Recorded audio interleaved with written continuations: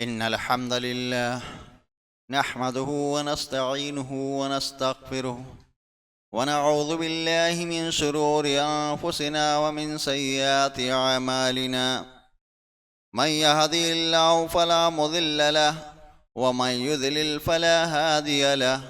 وأشهد أن لا إله إلا الله وحده لا شريك له وأشهد أن محمدا عبده ورسوله. أما بعد، فإن خير الحديث كتاب الله، وخير الهدي هدي محمد صلى الله عليه وسلم، وشر الأمور محدثاتها، وكل محدثة بدعة، وكل بدعة ضلالة، وكل ضلالة في النار. فأعوذ بالله السميع العليم من الشيطان الرجيم. بسم الله الرحمن الرحيم. قاف والقرآن المجيد بل عجبوا أن جاءهم منذر منه فقال الكافرون هذا شيء عجيب. أإذا متنا وكنا ترابا ذلك رجع بعيد. قد علمنا ما تنقص الأرض منهم وعندنا كتاب حفيظ. بل كذبوا بالحق لما جاءهم فهم في أمر مريج. أفلم ينظروا إلى السماء فوقهم كيف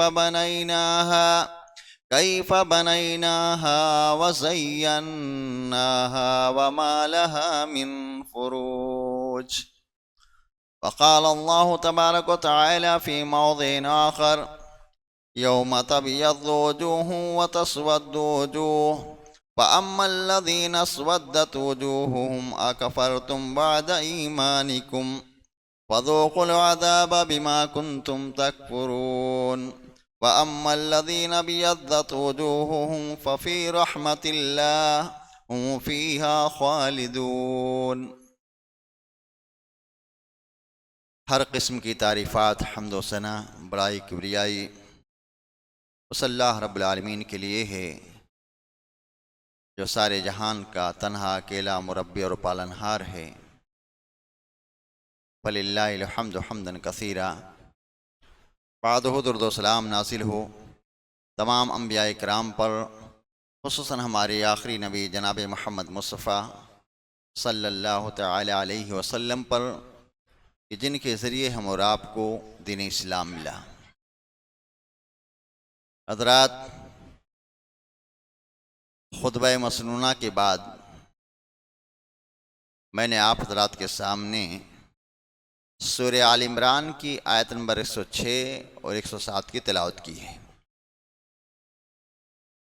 اللہ تبارک و تعالی نے اس آیت کریمہ میں فرمایا: یوم تبیض وجوہ، کہ قیامت کے دن کچھ چہرے ایسے ہوں گے جو روشن ہوں گے، چمکدار ہوں گے، چمک رہے ہوں گے، سفید ہوں گے۔ وتسود وجوہ، اور روز قیامت کچھ چہرے ایسے ہوں گے کہ جن کے چہروں پر سیاہی طاری ہوگی، وہ چہرے سیاہ ہوں گے، کالے ہوں گے۔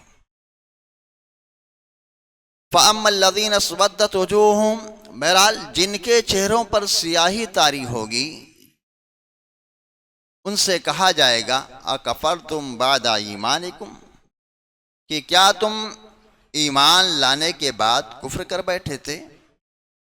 فَذُوقُوا الْعَذَابَ بِمَا كُنْتُمْ تَكْفُرُونَ، تو اپنے کفر کے سبب عذاب کا مزہ چکھو۔ وَأَمَّا الَّذِينَ ابْيَضَّتْ وُجُوهُهُمْ، اور بہرحال جن کے چہرے روز قیامت سفید ہوں گے، چمکدار ہوں گے، جن کے چہرے چمک رہے ہوں گے، ففی رحمت اللہ، اللہ نے فرمایا وہ اللہ رب العالمین کی رحمت یعنی اللہ رب العالمین کی جنتوں میں ہوں گے۔ ہم فیہا خالدون، جس کے اندر وہ ہمیشہ ہمیشہ رہیں گے۔ حضرات، اس آیت کریمہ کی تفسیر میں حافظ ابن کثیر رحمہ اللہ اور دیگر مفسرین نے اقوال سلف کو نقل کیا ہے۔ کہتے ہیں کہ بہرحال وہ لوگ جن کے چہرے قیامت کے دن روشن ہوں گے، چمکدار ہوں گے، ہم اہل السنہ، یہ وہ لوگ ہوں گے جو رسول اکرم صلی اللہ علیہ وسلم کے نقش قدم کی پیروی کرنے والے ہوں گے، آپ کی اتباع کرنے والے ہوں گے، زندگی کے تمام مراحل میں سنت رسول کو سامنے رکھتے ہوئے اپنی زندگی گزار رہے ہوں گے، یہ لوگ ہوں گے۔ اور رہے وہ لوگ کہ جن کے چہرے قیامت کے دن سیاہ ہوں گے، جن کے چہروں پر سیاہی ہوگی، ہم اہل البدعہ، سلف کا قول ہے کہ وہ کیا ہوں گے؟ بدعتی لوگ ہوں گے، مبتدع لوگ ہوں گے، وہ لوگ جو دین کے اندر نئے نئے کام ایجاد کرتے ہیں، نئی نئی چیزیں ایجاد کرتے ہیں دین کے اندر، وہ لوگ ہوں گے کہ روز قیامت ان کے چہرے کیا ہوں گے؟ سیاہ ہوں گے۔ آئیے ہم سب سے پہلے جاننے کی کوشش کرتے ہیں بدعات کہتے کسے ہیں، بدعات کا لغوی معنی کیا ہے اور شرعی معنی کیا ہے۔ بدعات یہ بدعا یبدأ بدعا سے یہ ماخوذ ہے، جس کا معنی ہے کہ کسی چیز کو ایسے طریقے پر ایجاد کرنا جس کی پہلے سے کوئی مثال نہ ہو۔ اللہ نے جیسا کہ قرآن میں سورہ احقاف 9 میں فرمایا، اللہ نے قل ما کنت بدعا من الرسل، اے نبی آپ لوگوں سے کہہ دیجئے کہ میں کوئی نیا، کوئی انوکھا رسول نہیں ہوں، مجھ سے پہلے بھی بہت سے رسول کیا ہیں؟ گزر چکے ہیں۔ تو بدعات کے لغوی معنی کیا ہوتے ہیں؟ اصل لغوی معنی نیا کام جس کی پہلے سے کوئی مثال نہ ہو۔ شرعی معنی کیا ہے؟ دیکھیے بدعات کے لغوی معنی میں دونوں چیزیں آ جاتی ہیں، چاہے نیا کام، چاہے دین کا کام ہو یا دنیا کا کام ہو، کوئی بھی کام ہو، تو یہ بدعات کے لغوی معنی میں آتا ہے۔ البتہ شرعی بدعت کسے کہتے ہیں یہاں پر یہ سمجھنا ہے، کیونکہ لوگ عام طور سے بہت ساری باتیں اس کے تعلق سے کرتے ہیں۔ آئیے ہم شرعی بدعت کو سمجھ لیتے ہیں، وہاں پر ہم اس کی بات کی وضاحت کریں گے۔ شرعی بدعت کو سمجھنے کے لیے ہم اللہ کے رسول پاک صلی اللہ علیہ وسلم کے ایک فرمان کو سامنے لاتے ہیں۔ اللہ کے رسول پاک صلی اللہ علیہ وسلم کے فرمان کی روشنی میں ہمیں اور آپ کے سامنے بات آ جائے گی کہ شرعی بدعت کہتے کسے ہیں۔ اللہ کے رسول نے فرمایا، بخاری مسلم کی روایت ہے، من احدث فی امرنا ھذا ما لیس منہ فہو رد، کہ جس نے ہمارے اس دین کے اندر کوئی نیا کام کیا جو دین کے اندر نہیں ہے تو وہ کیا ہے؟ بدعت ہے۔ یہ اللہ کے نبی نے کہا۔ آئیے اس حدیث پاک میں اللہ کے رسول پاک صلی اللہ علیہ وسلم نے 3 اہم اصول بیان کیے ہیں بدعات کو پہچاننے کے لیے، 3 اہم اصول اللہ، اسی وجہ سے اس حدیث کو دین کا ایک اساس بھی کہا جاتا ہے، دین کی اہم بنیادوں میں سے ایک اہم بنیاد ہے یہ حدیث۔ اللہ کے نبی نے فرمایا، من احدث، جس نے کوئی نیا کام کیا، احداث کے معنی ہوتے ہیں نیا کام، یعنی جس نے کوئی نیا کام کیا، مطلب کیا ہے؟ مطلب یہ کہ وہ کام اللہ کے رسول پاک صلی اللہ علیہ وسلم کے دور میں نہ کیا گیا ہو، بعد میں دین کے اندر اسے ایجاد کیا گیا ہو، نیا کیا، ہاں بعد میں اسے ایجاد کیا گیا ہو، تو اس کو کیا کہتا ہے؟ احداث۔ آگے اللہ کے نے فرمایا، فی امرنا ھذا، ہمارے اس دین میں، جس نے کوئی نیا کام کیا ہمارے اس دین میں۔ کام 2 طرح کے ہیں، ایک دنیاوی کام اور ایک کیا ہے؟ دین کا کام۔ دونوں میں فرق ہوتا ہے۔ گاڑی چلانا، پنکھا چلانا، بجلی کا استعمال کرنا، مائک کا استعمال کرنا، یہ سب کیا ہے؟ ہر کوئی جانتا ہے یہ دین کا کام نہیں ہے، یہ کیا ہے؟ دنیا کا کام ہے۔ اور اسی طرح سے ہم اور آپ جانتے ہیں دین کا کام کیا ہے؟ دعا کرنا، نماز پڑھنا، رکوع کرنا، سجدہ کرنا، دعا، اللہ پر توکل کرنا، اللہ سے امیدیں وابستہ رکھنا، یہ سب کیا ہے؟ دین کا کام ہے۔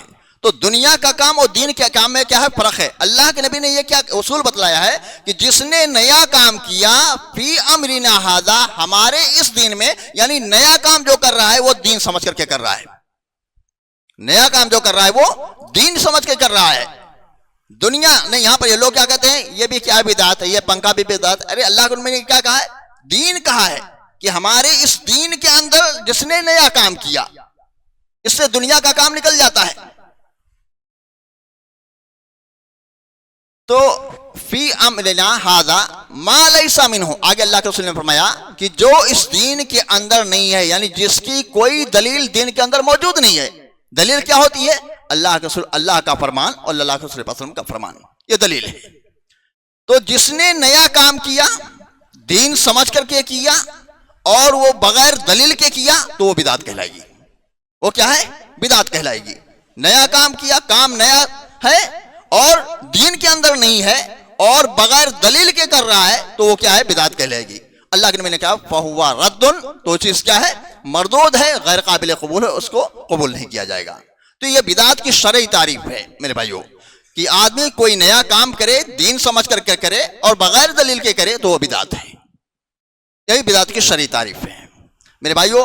یہ اللہ رب العالمین کا بے پایا شکر احسان ہے کہ اللہ تبارک و تعالیٰ نے ہمیں جو دین عطا کیا ہے وہ مکمل دین عطا کیا ہے، کمپلیٹ دین عطا کیا ہے۔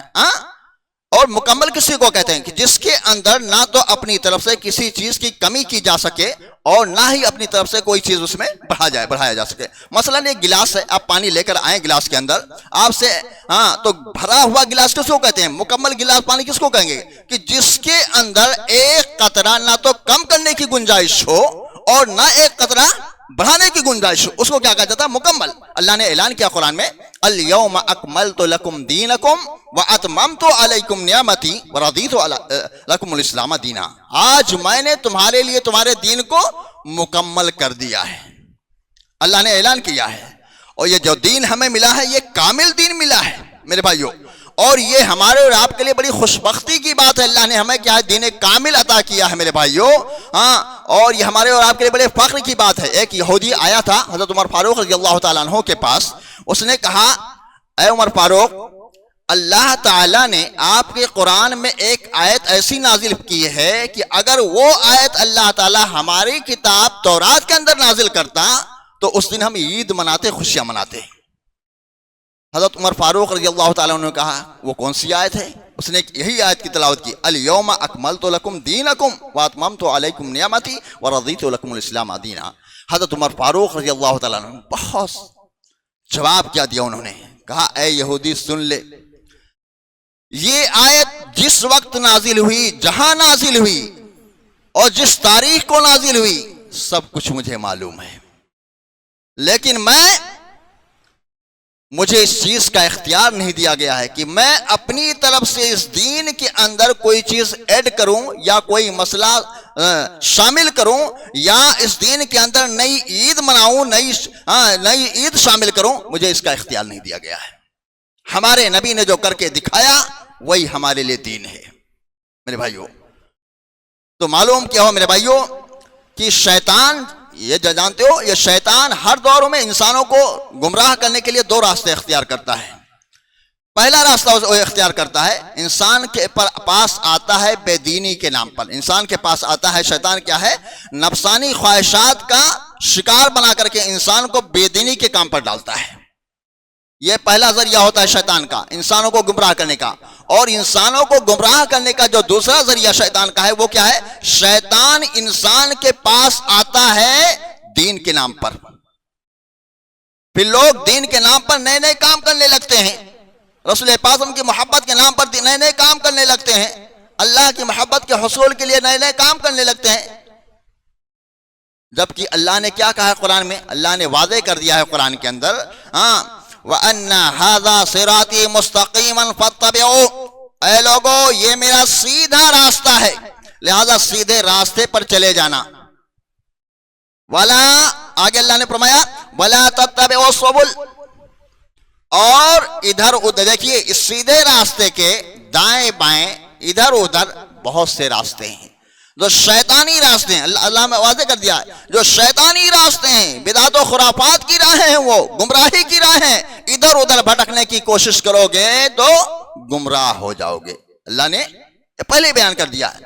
اور جانتے ہو یہ شیطان یہ ہمارا سب سے بڑا دشمن ہے، اس نے اللہ کے سامنے یہ قسم کھائی تھی، اے اللہ کہ جس کی وجہ سے تو نے مجھے گمراہ کر دیا ہے، جس کی وجہ سے تو نے مجھے ذلیل و خوار کر دیا ہے، راندہ درگاہ کر دیا ہے، اے اللہ میں انہیں بھٹکانے کے لیے تیرے سیدھے راستے پر ہی آ کر کے بیٹھوں گا، پھر ان کے دائیں جانب سے آؤں گا، بائیں جانب سے آؤں گا، آگے سے آؤں گا، پیچھے کا سے آؤں گا، اے اللہ تو ان اپنے بندوں میں سے اکثر کو شکر گزار نہیں پائے گا۔ یہ شیطان نے اللہ کے سامنے کہا، اور شیطان اسی دین کے نام پر لوگوں کے پاس آتا ہے، اور دین کے نام پر لوگ کیا ہے؟ شیطان کیا ہے؟ بدعات کو فروغ دیتا ہے۔ اور لوگ کیا سمجھتے ہیں؟ جو لوگ شیطان کے بہکاوے میں آ جاتے ہیں وہ یہ سمجھتے ہیں کہ ہم تو ایسے کام کر رہے ہیں جو ہمیں جنت میں لے جانے والے ہیں، حالانکہ وہ ایسے کام کر رہے ہوتے ہیں جو انہیں جہنم میں لے جانے والے ہوتے ہیں. وہ یہ سمجھتے ہیں کہ ہم تو ایسے کام کرنے والے ہیں جو ہمیں اللہ سے قریب کرنے والے ہیں، حالانکہ وہ ایسے کام کر رہے ہوتے ہیں جو انہیں اللہ سے دور کرنے والے ہوتے ہیں. میرے بھائیو، تو بدعت یہ بڑی خطرناک چیز ہے میرے بھائیو، اس سے ہم اور آپ کو کیا ہے، بچنا چاہیے. ہاں دیکھیے، اللہ صلی اللہ علیہ وسلم نے اپنی امت کو اپنے امت کو کے سامنے بہت ساری پیشین گوئیاں کی ہیں. انہی پیشین گوئیوں میں سے اللہ کے صلی اللہ علیہ وسلم کی ایک پیشین گوئی کیا تھی؟ بدعت اور اہل بدعت کے سلسلے میں ہے. صحیح مسلم کی روایت ہے، راوی حدیث حضرت عبداللہ ابن مسعود رضی اللہ تعالیٰ عنہ ہیں، بیان فرماتے ہیں کہ اللہ کے صلی اللہ علیہ وسلم نے ارشاد فرمایا کہ اللہ تعالیٰ نے مجھ سے پہلے کسی امت میں جتنے بھی نبی بھیجے، ہر اس نبی کے امتیوں میں سے کچھ ان کے آوان و انصار ہوتے تھے جو ان کے نقش قدم کی کیا کرتے تھے، اتباع کرتے تھے اور ان کے دین پر چلتے تھے. اور جب وہ لوگ اس دنیا سے رخصت ہو جاتے تھے تو ان کے کچھ نالائق قسم کے لوگ ہوتے جو ان کے جانشین بن جاتے تھے. یقولون ما لا یفعلون، جو ایسی باتیں کہتے تھے جو خود نہیں کرتے تھے. ویفعلون ما لا یؤمرون، اور ایسے ایسے کام کرتے تھے جس کا انہیں حکم نہیں دیا جاتا. اور بدعت اسی چیز کا نام ہے کہ جس کے کرنے کا اللہ اس کے رسول نے حکم نہیں دیا ہے اور انسان اسے دین سمجھ کر کے کر رہا ہے، یہ اسی کو بدعت کہا جاتا ہے. اللہ کے نبی نے فرمایا تھا کہ میری امت میں بھی کچھ لوگ ایسے پیدا ہوں گے، یفعلون ما لا یؤمرون، ایسے ایسے کام کریں گے جس کا انہیں حکم نہیں دیا گیا ہوگا، جس کا انہیں حکم نہیں دیا گیا ہوگا میرے بھائیو، اور وہ اسے دین سمجھ کر کے کر رہے ہوں گے. سفیان ثوری رحمہ اللہ کا قول ہے اس سلسلے میں، بڑا پیارا قول ہے. انہوں نے کہا تھا البدعۃ احب الی الشیطان من المعصیہ، کہ شیطان کو گناہ سے زیادہ بدعت محبوب ہے. کیوں محبوب ہے شیطان کو گناہ سے زیادہ بدعت؟ اس لیے کہ ایک گنہگار، ایک آدمی چور ہے، چوری کر رہا ہے، اگر آپ اس سے سوال کریں میرے بھائی یہ بتلا یہ جو کام کر رہے ہو اچھا کام ہے، اس کا دل یہ گوارا نہیں کہے گا کہ کہہ دے کہ ہاں اچھا کام ہے. اس کا دل کہیں نہ کہیں اس کو ملامت کر رہا ہوتا ہے کہ یہ کام جو تم کر رہے ہو بہت غلط کام کر رہے ہو. تو اس کا دل ملامت کرتے کرتے کبھی ایک چور اپنے چوری سے توبہ کر سکتا ہے، کیونکہ اس کا دل اس کو ملامت کر رہا ہے کہ تم غلط کام کر رہے ہو. لیکن ایک بدعتی سے اگر پوچھو تم یہ کام کر رہے ہو یہ کیسا کام ہے، کہے گا میں بڑا اچھا کام کر رہا ہوں، بہت ثواب کا کام کر رہا ہوں، بہت نیکی کا کام کر رہا ہوں. تو ایک گنہگار کبھی بھی اپنی گناہوں سے توبہ کر سکتا ہے، لیکن ایک بدعتی چونکہ اس کا دل کیا کہہ رہا ہو، اس کا ضمیر اس سے کہہ رہا ہوتا ہے کہ تم بڑے اچھے کام کر رہے ہو، بڑے نیک کام کر رہے ہو، اس لیے وہ کبھی توبہ نہیں کر سکتا. چور اپنی چوری سے توبہ کر سکتا ہے لیکن بدعتی کیا ہے، کبھی توبہ نہیں کر سکتا میرے بھائیو. تو میرے بھائیو بڑے خسارے کی بات ہے، بڑے گھاٹے کی بات ہے کہ جو انسان بدعت و خرافات کے اندر ڈوبا ہوتا ہے وہ اپنی محنت بیکار کرتا ہے، اپنا پیسہ برباد کرتا ہے، اپنا وقت برباد کرتا ہے، اپنا پسینہ بھی برباد کرتا ہے. کیونکہ ایسے ہی لوگوں کے سلسلے میں اللہ نے قرآن پاک کے اندر فرمایا قل هل ننبئكم بالاخسرین اعمالا الذين ضل سعيهم في الحياة الدنيا وهم يحسبون انهم يحسنون صنعا، کہ اے پیغمبر آپ ان سے کہہ دیجئے کہ کیا میں تمہیں نہ بتلاؤں کہ دنیا میں کچھ لوگ ایسے ہوتے ہیں جو عمل کر کے بھی خسارے میں رہتے ہیں، بڑے بڑے کام کر کے بھی خسارے میں رہتے ہیں. یہ کون سے لوگ ہیں؟ یہ وہ لوگ ہیں جو دنیا میں غلط کام کرتے رہے اور یہ سمجھ کر کے کرتے رہے کہ ہم نیکی کا کام کر رہے ہیں، جیسے بدعت. اسی کو کیا ہے، بدعت کی طرف اشارہ ہے. آج لوگ بدعت کے نام پر کیا کیا کر رہے ہیں، کوئی فاتحہ، تیجا، چہلم، 15ویں شعبان کے شب کی بدعت، اسی طرح سے عید میلاد النبی، یہ سب کیا ہے، بدعت ہے میرے بھائیو. اس کا دین کے اندر کوئی حیثیت نہیں میرے بھائیو. یہ سب سے اعلی کام کیا ہے، بدعت ہیں. اور ایسے ہی لوگ آخرت میں اللہ رب العالمین کے سامنے کیا ہے، پشیماں ہوں گے، نادم ہوں گے، شرمندہ ہوں گے. اسی طرح سے اللہ نے سورہ غاشیہ میں فرمایا وجوہ یومئذ خاشعہ، اس دن بہت سے چہرے ایسے ہوں گے جو شرم و ندامت سے جھکے ہوئے ہوں گے. مارے شرم کے ان کے چہرے جھکے ہوئے ہوں گے. یہ کون سے چہرے ہوں گے؟ کیا انہوں نے عمل نہیں کیا ہوگا؟ عاملات ناصبات، عمل تو بہت کیا ہوگا، اتنا عمل کیا ہوگا کہ عمل کر کر کے اپنے آپ کو تھکا دیا ہوگا، عمل اتنا کیا ہوگا. پھر سوال یہ ہوتا ہے کیوں قیامت کے دن یہ پشیماں ہوں گے، شرمندہ ہوں گے؟ سوال یہ ہے، جواب یہ ہے کہ وہ عمل تو دنیا کے اندر کرتے رہے لیکن قرآن و سنت کے مطابق ان کا عمل نہیں تھا، رسول پاک کے فرمان کے مطابق ان کا عمل نہیں تھا، اس لیے ان کے اعمال اکارت ہیں، برباد ہیں میرے بھائیوں. تو بدعت، یہی وجہ اس آیت کریمہ کی تفسیر میں ایک لوگ لکھتے ہیں، مفسرین لکھتے ہیں کہ ایک مرتبہ حضرت عمر فاروق رضی اللہ تعالیٰ عنہ کا گزر ایک چرچ کے پاس سے ہوا.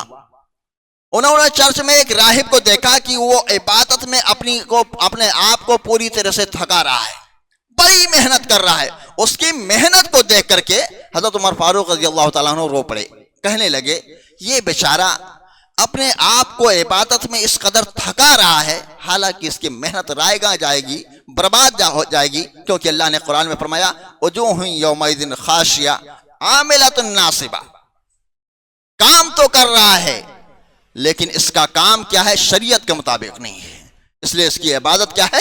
برباد جائے گی میرے بھائیوں. دیکھیے میرے بھائیوں، بدعات کے سلسلے میں چند اصولی باتوں کا جان لینا بہت ضروری ہے، بہت ضروری ہے. ایک بدعتی جب آپ اس سے کتاب و سنت کی روشنی میں جب آپ باتیں کریں گے تو دلائل کی روشنی میں وہ فوراً ہار جاتا ہے، لیکن کیا کہتا ہے؟ یہ بدعات ہے لیکن اچھی بدعات ہے. سوال یہ ہے، وہ جو کہتا ہے بدعات ہے لیکن اچھی بدعات ہے، سوال یہ ہے کہ اچھا وہ ہے جو ہمیں اور آپ کو اچھا لگے یا جو اللہ کو اچھا لگے وہ اچھا ہے؟ ہر کسی کا جواب ہوگا اچھا وہی ہے جو اللہ کو اچھا لگے. ہمارے اور آپ کو اچھا سمجھ لینے سے وہ اچھا نہیں، اور اگر اللہ کو اچھا لگتا تو اللہ نے اس کے کرنے کا حکم ضرور قرآن میں دیا ہوتا یا اللہ کے پاس کے فرمان میں اس کا آپ کو ثبوت ملتا میرے بھائیوں. تو بدعت کے سلسلے میں اللہ کے نے فرمایا کل محدثۃ بدعہ، جتنی بھی بدعت ہے دین کے اندر لوگ نئے نئے کام نکالتے ہیں، وہ بدعت، ہر بدعت گمراہی ہے، اور ہر گمراہی انسان کو کیا ہے؟ جہنم میں لے جانے والی ہے میرے بھائیوں. اس لیے انسانوں کو بدعت سے بچنا چاہیے میرے بھائیوں. اس سلسلے میں چار اصولی باتیں جاننا بہت ضروری ہے. پہلی بات یہ کہ دین بنانا، ہم یہ اور آپ سمجھ لیں کہ دین بنانا یہ کس کا کام ہے؟ دین بنانا یہ اللہ کا کام ہے. دین بنانا یہ کسی بڑے سے بڑے نبیوں میں سے کسی نبی کو نہیں دیا گیا. یہ پاور دین بنانے کا اتھارٹی صرف اللہ رب العالمین کو ہے. اللہ نے کیا کہا قرآن میں؟ اتبعوا ما انزل الیکم، اس چیز کی اتباع کرو جو تمہاری طرف نازل کی گئی ہے. دین کہاں سے بن کر آتا ہے؟ آسمان سے بن کر کے آتا ہے. دین دھرتی کے اوپر نہیں بنتا ہے. تو دین بنانے کا پاور، اور یہ باتیں ہم کیوں کہتے ہیں؟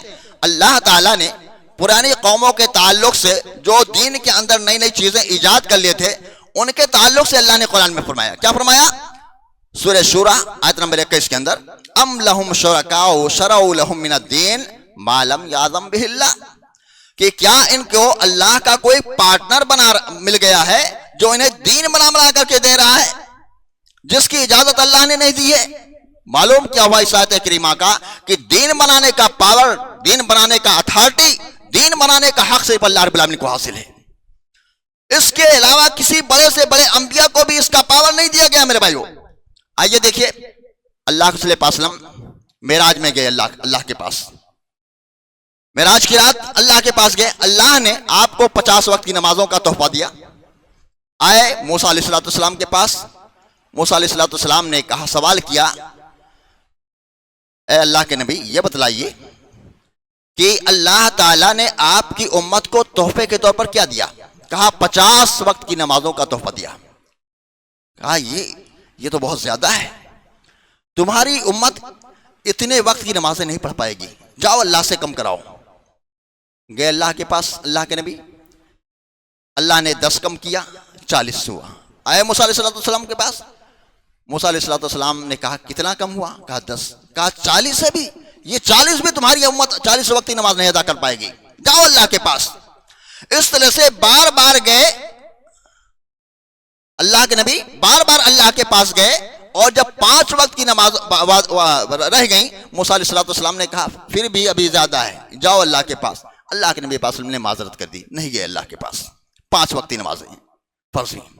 اب یہ دیکھیے دین بنانے کا پاور کس کو ہے، یہاں سمجھنا ہے۔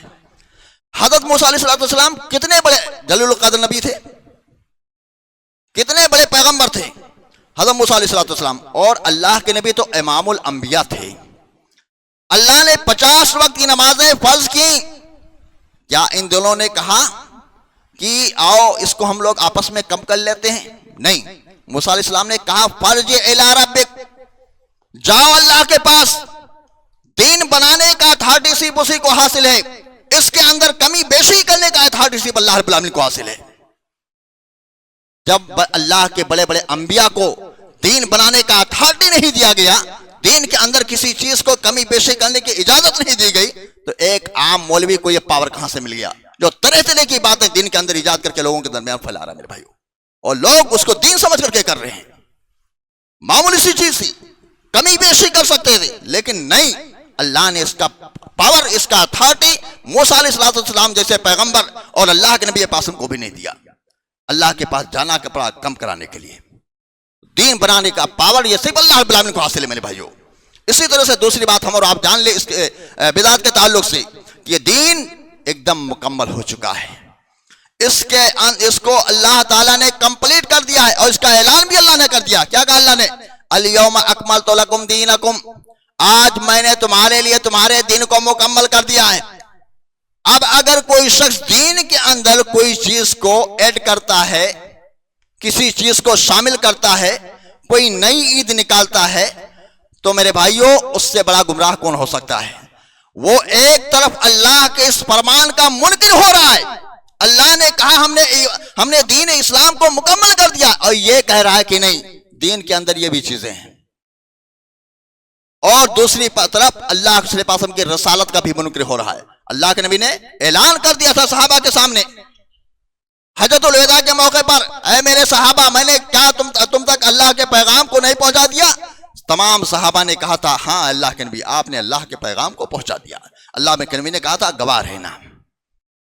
اب یہ بات یہ بھی آتی ہے، اگر کوئی شخص دین کے اندر کسی مسئلے کو ایڈ کرتا ہے، نیا شامل کرتا ہے، تو اللہ صلی اللہ علیہ وسلم کی رسالت پر دھبا لگاتا ہے۔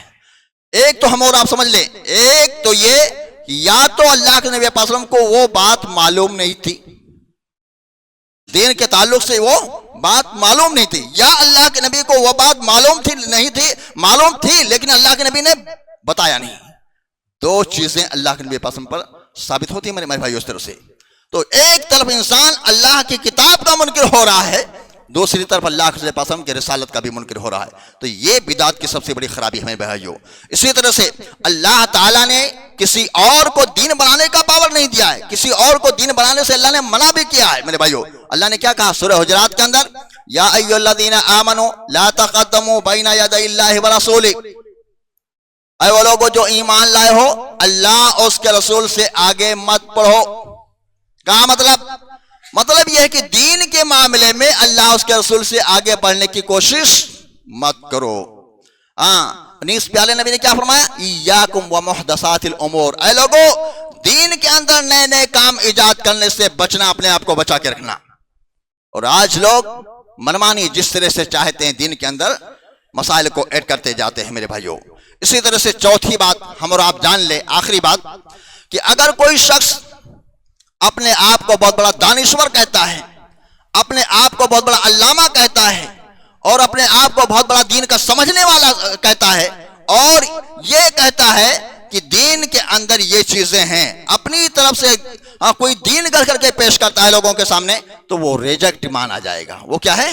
ریجیکٹ مانا جائے گا۔ اللہ نے کیا کہا سورہ محمد میں؟ اللہ نے فرمایا یا ایھا الذین آمنوا اطیعوا اللہ واطیعوا الرسول ولا تبطلوا اعمالکم، اے وہ لوگوں جو ایمان لائے ہو، اللہ کی اطاعت کرو، رسول کی اطاعت کرو، اللہ اس کے رسول کی نافرمانی کر کے اپنے اعمال کو برباد مت کرو۔